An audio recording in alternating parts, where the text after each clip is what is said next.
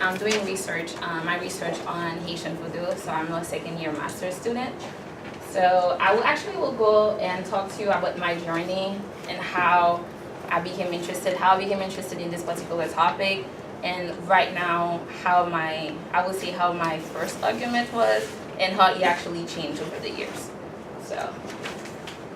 Thank you, Alexandra. Before you start, I wanted to apologize that a few of us have to escape after 20 minutes or so to go teach class or go to class. Okay. So don't take it personally if you see some bodies sticking out. No problem.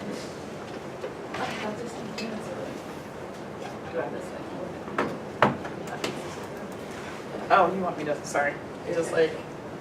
Okay. So these pictures are pictures I taken from Haitian Vodou devotees, and when you actually go to a Haitian Vodou ceremony, one thing you tend to see very often is a lot of participation of a lot of women. So you even think that the particular religion is actually run by women.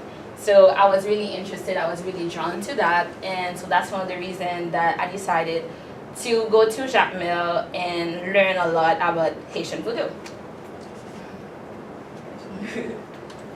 So this is Jacmel, and then I would say this is like Lac New York. Lac New York is kind of like the popular touristic place. So when someone can go and visit Jacmel, the first place that they will be drawn to, and the state itself or the local officials want you to go is particular on this area. So there's a lot of hotels and also a lot of like artistic shops there. But I did my research around this area, which is technically unknown, and I will tell you a little bit of the reason why. Okay, so I want to talk about establishing and research contact, my literature review, decolonizing my mind, engaging in additional literature, fieldwork, and constructing my argument.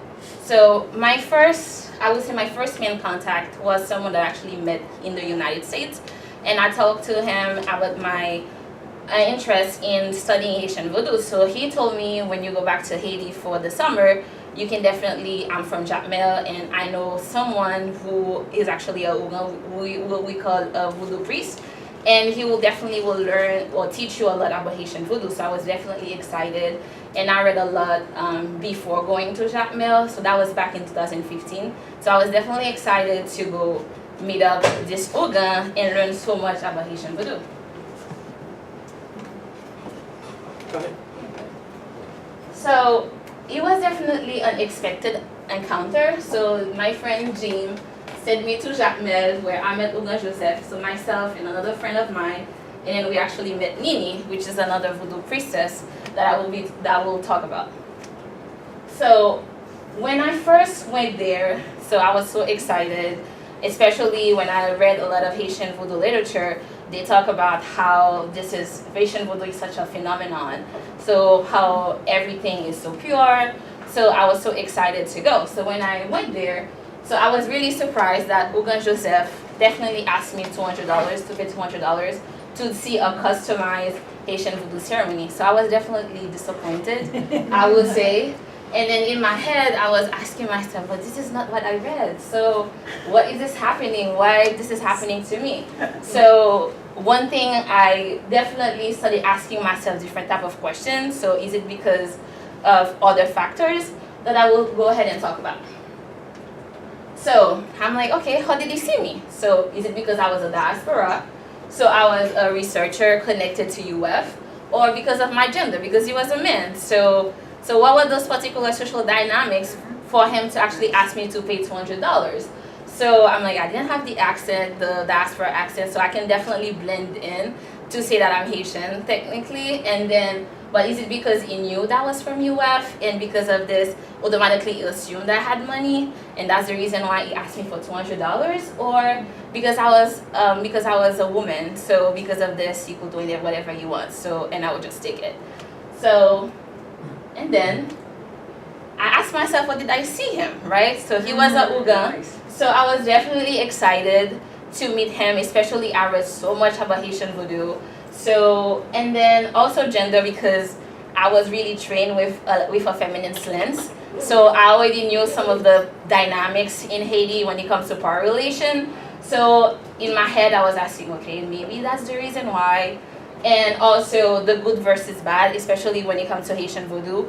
they tend to say the person that do this type of stuff or asking people for money or the bad people, or we reject them in that particular religion. But in my head I was asking, why do we have that good and bad dynamic? So why is it a bad person for doing that? So I wanted to actually ask more questions about that. So my first analysis, so after my first interaction with Ogan Joseph, obviously I was disappointed, and I would say my feminist lens kicked in more than the other. So my first reaction, so right after I got home, the first analysis that I wrote was just like, this is like the Haitian men's powerful influence to actually stop the interest of Haitian women in any given place. And I felt like because Nini didn't really want to take part into this particular type of, I would say, enterprise, I would say Haitian Vodou enterprise, and that's the reason why he was calling her a hot-headed, crazy, and so he was kind of like discriminating against her. So, and I was like, but most Haitian Vodou scholarship talks about men and women are equal, so why is this happening? I didn't understand why. So what I did, I kind of like went back and started decolonizing my mind. So I went and re-examined Haitian history altogether. I also used a post-colonial framework to kind of like link what I was reading from Haitian history, colonial history, to what's happening now. And I also noticed the second place of the Haitian elite, because every time I was talking to them about this particular type of issues, they were telling me I don't know what I'm talking about, or there are no social issues whatsoever, or if there are social issues in Haiti, they tend to talk about the poverty, or the people that are poor are very ignorant, so that's the reason why they don't want to see modernity how we want to see modernity, and they are really bad. So it didn't really make sense to me, especially with all the dynamics I was seeing, and also denouncing Eurocentric approaches because of how people actually saw Haiti and how Haiti itself was configured around like global powers. So that's kind of like one of the work that I did myself. And also, instead of going back to the literature review, I decided that I would start paying more attention to the evidence that I was seeing. So because technically they are evidence, and I'm not seeing them in the literature review, so why is that? So this is one of the things I decided to do. So what I did, I decided to dig into Haiti societal issues. So I noticed there's a lot of race issues, a lot of gender issues, a lot of class issues. Migration also took a lot of part in it, and also global powers. So we had a lot of things that are happening in Haiti all at once. And especially when it comes to the Haitian independence, and you also had, after the Haitian independence, Haiti literally wanted to become I would say a black modern European state. So and they kind of like rejected everything that the people wanted. And then you also have the class issue that comes from colonization, and even gender issue that come from colonization. And you also have a lot of people migrating, especially with the U.S. occupation, and also with Duvalier, the U.S. supporting Duvalier. So there's a lot of things, and then the earthquake happened, and you have a lot of neoliberal policies. You have a lot of Christian charities coming in Haiti, introducing Jesus to the poor. So you have a lot of things that are happening all at once. So for me, it's like, okay, let me try to make sense of all of that, right? So what I did, I decided to read Haitian books. So I was reading so much scholarship on Haiti, written by, I would say, by white Europeans. So I decided to go back to my roots, in a sense, well, literally, like through the literature. So I read a lot about Barthélemy, Bouchereau, Lamour, Mus, Miguel Neptune Anglade, and Touillot.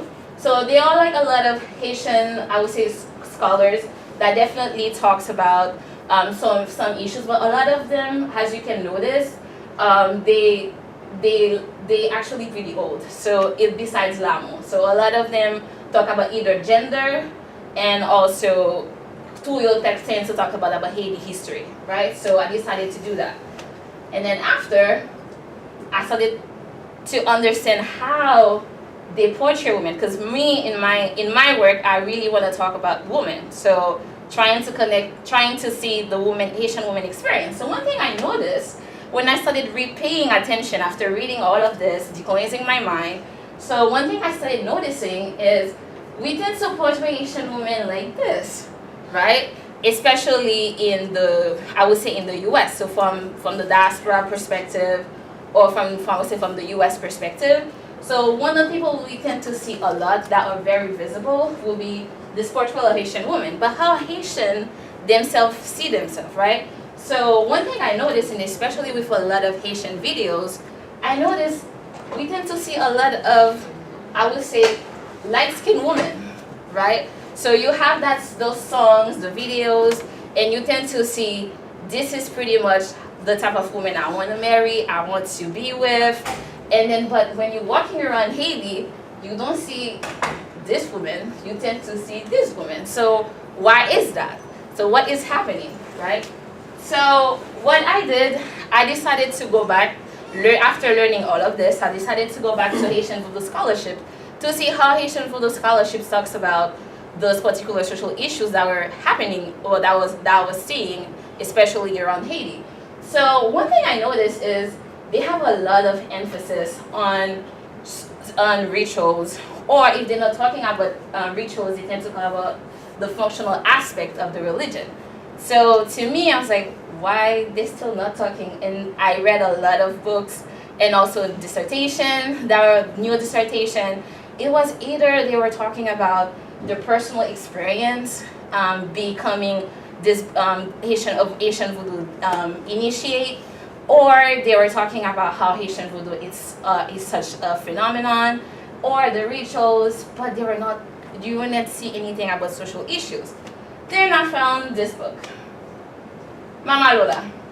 So everyone, when you talk about social issues or Haitian Vodou scholarship, this kind of like the reference that they tend to send you to, right? Because she technically talks about marginalization of the Haitian community in the United States, her international stardom, and the maintenance of her spiritual lifestyle. But the thing is, I have a problem with that book. The reason I had a problem with the books is the fact that Haitian living in the United States is different than a Haitian living in Haiti. So a Haitian living in the United States, because she's a Mambo, she is very famous, she is very known. That means her initiates have a lot of money. So that means she is able to maintain the spiritual lifestyle. So let's say if she has a problem, she can call this devotee and ask them for, okay, can you help me? Can you do this? And they will be able to actually help her out financially. Whereas in Haiti, it's a little bit different. So, and I was like, why they don't talking about Haiti? So why, and when it comes to a reference, why is it always this particular book? So I decided to connect the dots. So with my work, so one thing I did, I kind of like look into colonization, Haiti social changes, gender, and Haitian Vodou in religion to see what was happening. So how can I try to connect the dots? But since when it comes to the literature itself, we don't have any work, so I had to dig elsewhere. So what I did, I listened to Haitian Vodou songs. I went into Haitian music to see how they portray women, so what they want women to be. I look at Haitian commercials, I look at the Haiti social media, I watch Haitian movies, and I also look at Haitian novels. So I was reading all of that, I was doing all of that, right? So one thing I even noticed, especially when it comes to Haitian music, you tend to see this love about how Haitian women are strong women, how they love Haitian women, but they always have like social issues. So it's always about, okay, she is cheating on me, she's always using me for money. So it's always a particular type of problem. So when I even talk to my friend and share my insight about those particular type of issues, and they always tell me, oh, it's just a personal story, it's just me. But there are some patterns. So why there are this pattern? So why women are using men for money? So why is that? So these are the type of questions I decided to ask. And then after asking myself this type of question, I decided to go back to Jacmel. The first time we saw Jacmel, I kind of like showed like a GPS picture, and I was able to see a different world. So it was one city and two worlds. So this is the Jacmel that definitely they want me to see. So when I walk in and I talk to people, everyone wants me to go there.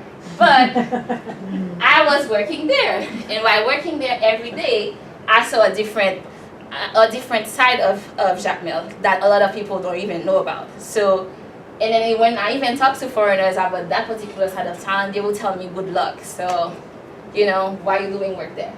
So I decided for my method to kind of like go back and talk to Nini, because I met Nini in 2015. And I feel like by going back every summer in Haiti, I will always go back and visit her. And every time I go back and visit her, even though it was for 1 week or 2 or 3 days, we would kind of like develop this particular type of relationship, which I think by going back this year definitely helped me a lot. Because when I was asking her question, they were more, I would say, they went more in depth, and she was sharing her personal stories, her relationship, her past relationship, and even her devotees were actually talking to me about the same problems, right? So, and they knew my face, they knew me, so some of the time we witnessed different things, so it was definitely a much better experience after 3 years. So that means if sometimes I've seen research of people going to Haiti for 1 week, I really question this type of research, but that's the person. And then also with IRB, I had some struggle with IRB, because there is this kind of like, I felt like it's more a Eurocentric approach in a way to go and interview people and give them paper, whereas with my informants, a lot of them don't know what to read, and sometimes they feel ashamed of that. So by going to them and giving them papers, it's kind of like me telling them I am part of an institution and I have money, and because of this, they will always want to, I would say, not tell me the truth. Because automatically people that do research in Haiti, they either from the government officials or NGOs. So they either will put me in this particular category, which I was not. So to help with that and to avoid to destroy, I would say, the field. So I kind of like step away from this. So I will just ask them for their verbal consent. So that's pretty much what I did. And I did interviews. But I would say for interviews, when I will record and I will tell them, okay, I scheduled this interview, we will talk. Whenever I will start asking them questions, the questions were really short. But when I will turn off my voice recorder, that's when they will start talking. So I just did unstructured interview most of the time, just going to the very still, observing them, talking to them about different things. And one thing I will do, because I also wanted to track social change, and it's difficult to ask a question and say, how do you see social change? A lot of them would say, well, the country went bad, the country is going bad, and the economy is declining, but how can I actually categorize that? How can I explain this in my research? So one thing I did, I kind of like asked the elders to tell me how was it like, how much you used to pay for rituals, and now I asked for the younger generation, how much you pay for ritual, and this is how I was able to kind of like connect the dots in a way. And then one example I want to give in terms of like connecting the dot and linking the social is with Erzeli Danto and Frida. So this is Erzeli Danto, and then this is Erzeli Frida. As you can see, one is a light spirit, white spirit, and the other one is a dark spirit. So when the Haitian Vodou scholarships talks about Erzeli, one thing you tend to see is starting to talk about love. He tends to talk about womanhood. He tends to talk about the history of Haitian women, and they tend to talk about the sexual fluidity of Erzeli, right? So this is pretty much the narrative that you tend to see, but you don't really see them connecting it. It's either they talk about the past, but you don't see them connecting the past with the present. And I feel like to understand the social issues that are happening in Haiti, you need to connect the past and the present. So I decided to kind of like do a sort of categorizing them, right? So we have Freda, she's a light-skinned spirit, and Danto, she's a dark-skinned spirit. So our offerings include wine, white wine, and fish. And the offerings for Danto includes rum and fried pork.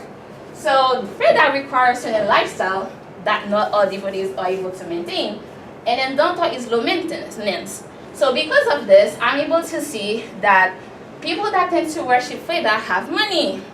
And or people that would tend to worship Danto tend to be in the lower segment of the population. So trying to connect the dots, continuing to connect the dots, right? So, and then I went to gender. So you have Freda, you tend to see the mulatto perception, and you also see Danto, the slave woman. So I said that the Freda actually embodies the sophistication and sociality for seducing white men, especially during colonization. And you see Danto, the woman slave reproductive capacities were used as an exploitation tool.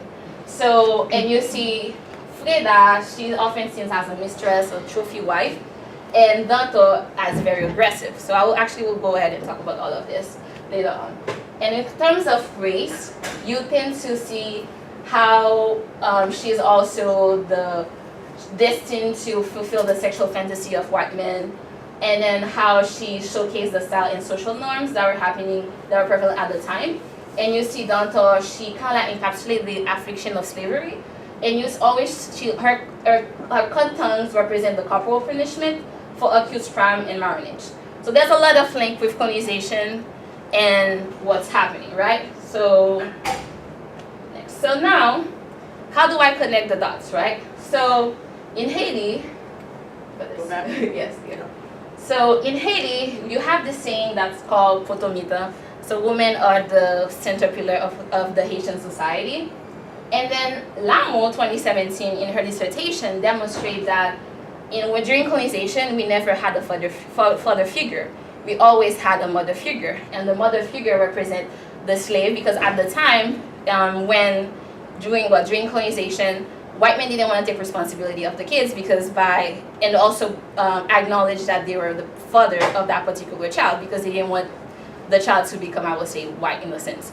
So because of this, they kind of like gave away that particular responsibility to Haitian women, right, to the slave at the time. So you always find the slave woman with her kid. So Danto, and you see Danto, she's always with her child, right? So she's always with her child. And you also have, when it comes to linking this particular social aspect, and you find like when it comes to the potomita, I would say Haitian women are definitely socialized to take care of their kids. So one thing, if people talk about Haitian women, you always will tell they work hard for their kids, they always with their kids. And when they talk about Haitian father, it's always a problematic relationship, right? It's always a strained relationship, or they either not there, or if they are there, they only there for like financial reasons, or they only provide, they only support their kids financially. But anything else, when it comes to the day-to-day life, it's the woman, right? So this is how she kind of like talk about, and also Anglade talk about, because of this, from a social standpoint, or even from an economical standpoint, you find that Haitian men tend to spend their money on themselves, or if they have wives, they will probably spend the money on their mistresses, and then you find Haitian women tend to spend their money on the social, like on the collectivity, like on people, like their family members and all this stuff. So that's one thing that she actually was able to find. So one thing I decided to do is kind of like connecting everything together to see if it makes sense. So I call it Fouillezo en Karalu. So it's a saying in Haitian Creole that means to go in depth. So I kind of like went more in depth when it comes to this issue. So one thing I kind of like talk about in my work is you have two types of Haitian women. You have the Freda and you have the Danto, right? So the Freda represent what Haitian men aspire to have. So they kind of like the trophy wife or the mistress that they want to have, right? So they call them the Freda. And also because they know the Freda is expensive to maintain, right? So she is very high maintenance. They don't want to stay with the Freda. They marry the Danto because they know the Danto is socialized to take care of their kids. So they can marry the Danto, but they probably will have a mistress that is a Freda. So that's one of the things that I definitely went ahead and actually connect with my research. So why do I want to talk about social changes that are happening in Haitian Vodou? It's because of the transmission of knowledge. Because Haitian Vodou, the elder kind of like have that so much experience, and they actually tell you how to do certain things. But since a lot of people are migrating because of the situation that's happening in the country, we are losing that type of transmission. And the second thing is, with Haitian elite wanted to become a modern state, I would say, they the capitalism / neoliberal policies are not fit to Haitian Vodou social structure, because the Haitian Vodou social structure are really based on nature and connecting with your community. And capitalism is not really connected to your community. It's only me and me. And then you have Haiti social markers and Haitian Vodou power relations. So that means we'll get to have the money. So the men get to have the money. And because the men get to have the money and the situation, and we have this particular economic decline, women have to rely more on the men.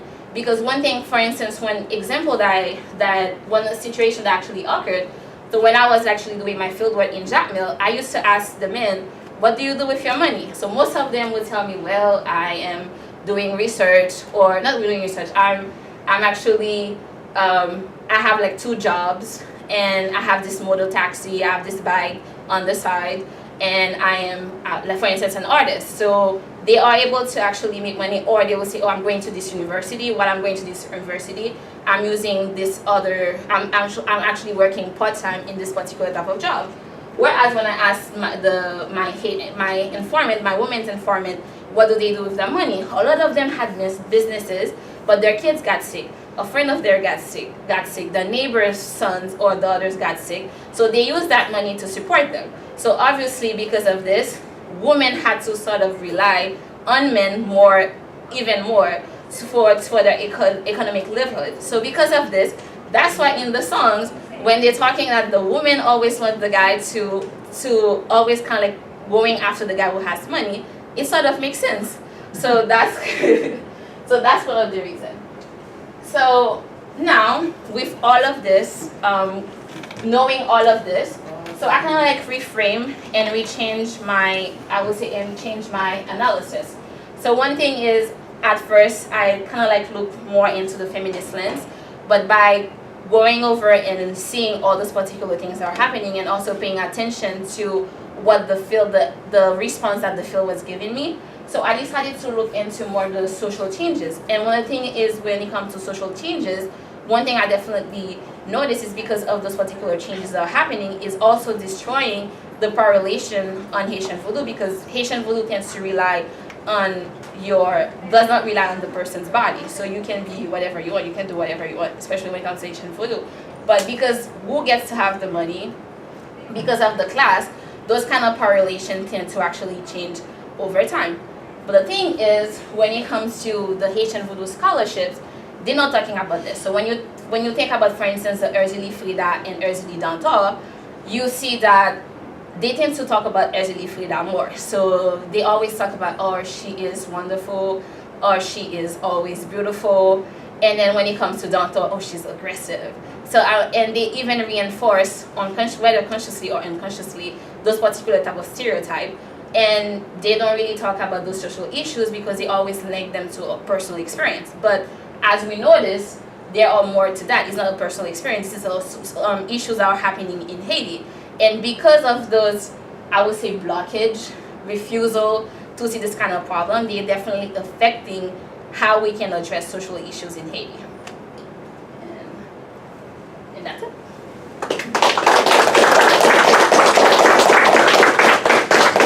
Well, I must say that I'm very, very pleased. I'm very, very excited about your work.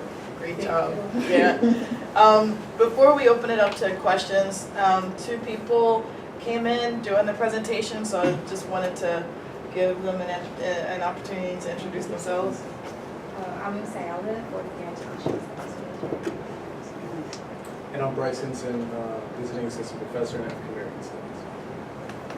All right, so do people have questions or comments?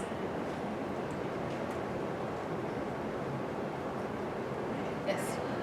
So, I was going to ask if you can see if you have connected religion, but also the language. I saw like some categories you created, right? Especially to kind of analyze the difference in class, and you have the mulattoes, kind of middle class of the higher society, and then the colored slave, right? Mm-hmm. And then and I've been to Haiti like a couple of times when I always realized that when we're having meetings with the government representatives or they're always speaking French. And then when you go to the field and talk to farmers, you usually speak Creole. Is there any connection, French, Creole, I mean, also in terms of religion? Because in French, people might be more Catholic or maybe Christians in Creole. And also if usually at home, like even in higher class, doesn't they usually speak French? Or it's only like in the work environment? Well, French is actually definitely connected to class. Well, because when it comes to language, it's also part of that when Haiti became independent, kind of like moving towards becoming that black modern state. So one of the things that they did is kind of like calling for, I would say, the Catholicism, to come in Haiti. And by coming to Haiti, they were the one that actually were teaching the children that were actually took on the education system. So because of this, yes, you definitely tend to see people that have like certain class or money. They tend to actually want to speak French, and the general population actually speak Creole. So that's kind of like a way to differentiate the class, I would say. So yes, and even my informants, most of them actually talk Creole. So, and I talk to them in Creole. So this is kind of like that process as well, yes. So the guy who was like charging you $200, you talked to him in Creole? Yeah, I talk to them in Creole, yes. So everyone speaks Creole, Everyone speaks Creole. but the difference is if you're wealthier, then you probably also speak French. Yes, you probably speak French. Yes, that's correct, yes. Great presentation. Sorry for coming in late. My question was, so from what I gather, you're looking at kind of like these dominant representations in like film and TV and novels and music, right? And then you also did interviews. Did you ever see how like some of your research participants relating kind of like oppositional interpretations or like performances of those dominant representations? They were kind of beyond kind of like the dominant ways that people understand like color and race and gender and sexuality. Yes. For instance, when it comes to the dominant representations, a lot of my informants a lot of them tend to serve doctor. And doctor, as they will say, it's the one that gets the issue resolved. So let's say if they have issue with men, if they have issue with their kids, they actually go to doctor. So doctor definitely helps them to cope with certain issues that are happening. But if they want to feel good about themselves, right, they go to Freda. So even if it's for one day, even for today, but what they will say that we cannot maintain the cost of Freda because Freda wants wine, she wants everything is either pink or white. So because of this, it's very expensive. Whereas with Doto, you only need the rum and some pork, and you call it a day. So that's one of the things that you will see in terms of like the dominant representation. And you also will see sometimes they will want to talk French, or when they go to those particular spaces, they will tell you that by going to those particular Vodou definitely help them go to different spaces. And you also have even the narrative of migration.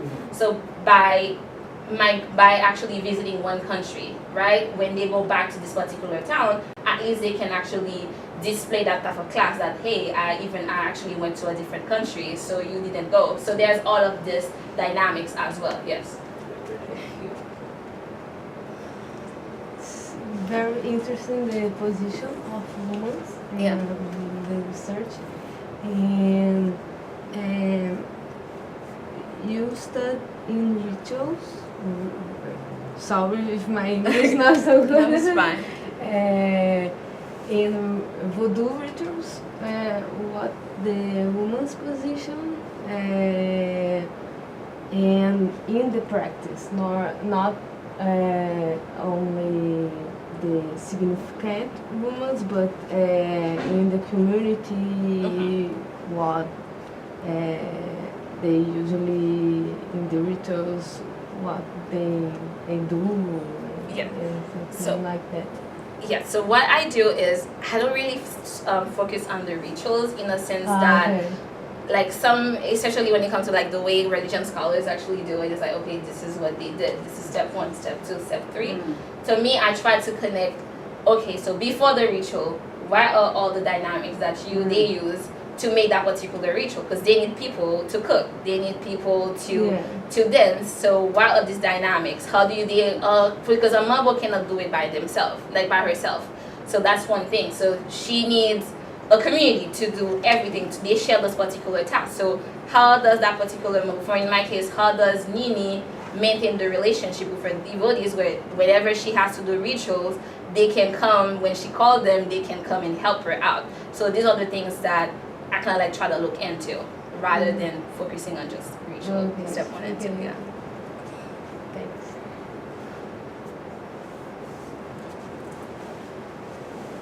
Any other questions? Okay, so I think the other thing too is like with your presentation, like I don't know, I'm still processing a lot of it. I don't know if other people are Yeah. really thinking about it. It's a lot. It's really rich. Yes, Yeah, it's very exciting, and it's just like so for me, one of the things that I'm processing too, besides what you were seeing in the field, is your process. And that's the part where I was just like, wow, oh my God, that's so awesome. And just how you were really paying attention to the field, and how you really thought about the question of, okay, there are these questions that I have and these things that I'm interested in. And then there are these limitations that I have in terms of my ability to collect data, right? Yeah. So it's like you really like sat down and you thought, okay, what can I do? Like, what would that data look like? Like, what are the ways in which I can still collect data if I can't collect this particular type of data to do my analysis? What are other ways in which I can still collect maybe other kinds of data that I'm not thinking about in order to be able to answer these questions? And I think that those are like all the signs of just like a really good researcher. Because you have to do that, right? You have to pay attention to what's happening in the field, right? You can't make the field conform. And I think we even had that discussion right at the beginning, right? Yes. Where it was just kind of like, well, I'm not getting the kind of answers that I want, or things aren't, and I keep trying to do it, but it's just not working. And generally, if it's not working, then that means that we need to do something else. And so I really thought that the way that you chose to collect that data was interesting. So I think ethnographic field notes, very smart, very strategic. I think the way that you rolled with how to do interviews, like again, really paying attention to your respondents and how they reacted to you, but also your ability to create an environment where you can still have those kinds of conversations without maybe forcing them to do it in a traditional way. And I think that's really good. So, but in terms of like the music videos and stuff like that, why did you decide to pick those particular things to do as part of your data set? Like the music and other things that you were... Okay, so one of the reasons why I decided to select them is because if I talk about, for instance, like I talk about Danta and say, this is the representation that they have about what women they want to have, like the trophy wives, or what Haitian women are in their everyday life. So there are no research out there that talks about this at all, or if because they tend to avoid racial issues in Haiti. And it's kind of like for some reason they think it's non-existent, but it is. Or if you try to talk to people about class or racial issues in Haiti, they always say that, oh, now you're playing the race card. In a sense, it's like there is no color. So it's really interesting for me, especially to listen to the songs.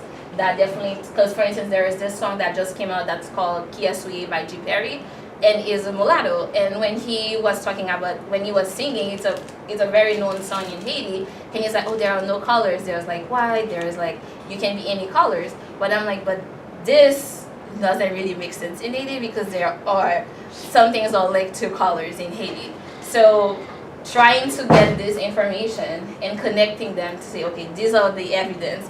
This is how people actually talks about, how people actually see it, especially my informants, because they will tell you in certain spaces they are not allowed, and in certain, unless they are invited by state officials to come play or anything or do something or show for tourists, and that's the only way that they are able to to go to those particular type of faces. And then even Nini was telling me, even when she went to the bank, they will look at her a different way. They will give her services a different way, whereas if you had like a sort of a social marker, it will be different. So how can I actually talk about this then if I don't have this information? So that's where I kind of like go back to, because music is for like how people see their lives, their everyday life. So connecting with what we have, like everybody's listening to, and connecting those particular issues that we're seeing in the field with what they talk about in their everyday life, like, because everybody can relate to the song. So you're in a way doing an analysis of race and class. So your project is an analysis of race and class in Haiti, but you're doing it through an analysis of gender and religion, which are both heavily infused with markers of race and class. Like, Yes. That's awesome. Are there any last questions before we take off? I just have a last thing. Oh, go ahead. Oh, sorry, I had a quick question. Kind of going off the music thing, I'm curious, I know you talked about how you could hear a lot of these kind of ideas about gender that are conveyed through the music. And you gave the example just now about in the music, like the singer who was talking about how race, or everyone is the same color. Did you hear in the music like a lot in different genres of like Haitian music, like talk about differences racially? Is that something that's brought up through music, or is it something that's kind of not talked about even in... When it comes to the differences itself, they don't really talk about the differences. So the only thing is you tend to see, I would say you tend to see it more from a gender lens, right? Because when you look at the women's songs, like for instance, compa, right? So they talk about how it's too expensive to be with you, how your family don't want me to be with you, right? And then you also had that videos where they will say like, oh, I'm in love with this mulatto woman, but her family thinks I'm poor, so I cannot be with her. And then you have, for instance, like how they describe how they portray Haitian women. So it's always, she's a strong, oh, my mom, she helped me with a lot, she did this and this to me. So I kind of like went, because most Haitian men have a song about their mom or their parents, family members. And then you will see like those particular class issues as far as like, okay, I wanted to be with you, or I was cheating with you. So different kind of stuff. So it's kind of like connecting them in a sense, yeah. Okay. Yeah. I see.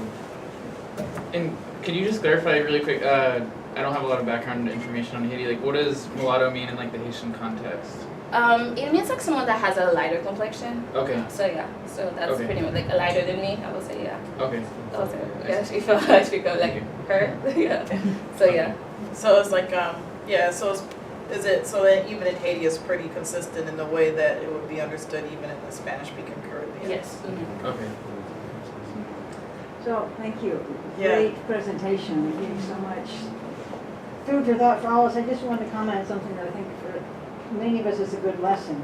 So you started describing a pretty classic research thing. You read the scholarly literature, you got your research tools, and you went and studied the phenomena. And I love the way you're saying you became increasingly uncomfortable with all of those as you realized the power relations involved, including in the scholarly literature you wrote and your efforts to interview people. Yeah. And then went back and thought about your own assumptions, what you call decolonizing, Yeah.